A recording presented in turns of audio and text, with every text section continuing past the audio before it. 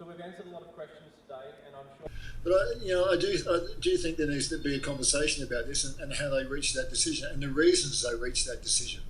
I mean, there's so much misinformation and disinformation around this subject. I'd love to know if they had any personal stories or personal experiences, if they spoke to any individuals who this directly affects. It's almost like the same storyline. I mean, back when I came out, and in Justin Fashion in 1990, when he came out, it was seen as like the destruction and of men's contact sport. You couldn't have gay men in the locker room. It was going to destroy the sport. Well, we obviously moved past all that, and we matured and we educated ourselves, and this is almost like the modern day equivalent. These trans women are going to destroy the sport. They're going to predominantly be the victors and be the major winners. And I mean, that's just not what. It's not what the history shows. It's not what the science shows, and it's not what we're not seeing those results.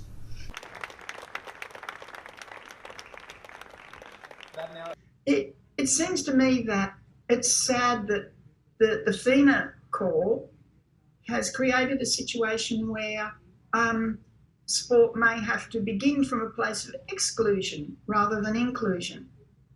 And this is another issue too with FINA, that their idea of inclusion is creating a separate category.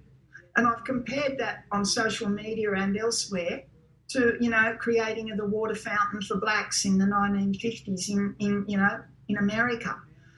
And, you saw the big fancy shiny, water fountain for the white folks, and for the black or coloured folks, they get this little dirty, grubby basin off to the side. And it's like saying, we'll include you, but you're over there. It's not the best feeling in the world. It's disappointing.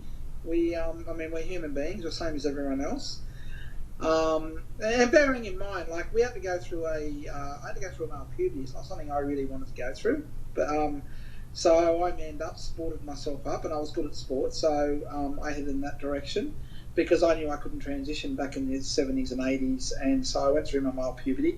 So you're pretty much punished because you go through a male puberty because then you hide away because it's not acceptable to be trans as a kid, and then all of a sudden, so you're not accepted as a kid as trans, and then you transition later on in life, and then you're punished again because you did go through a male transition. It's not really something you can help. So it's like, you've got an advantage because you went through a male transition. So it's like you're punished twice, and all you can have is a silver lining life, and you don't get the gold standard that everyone else gets.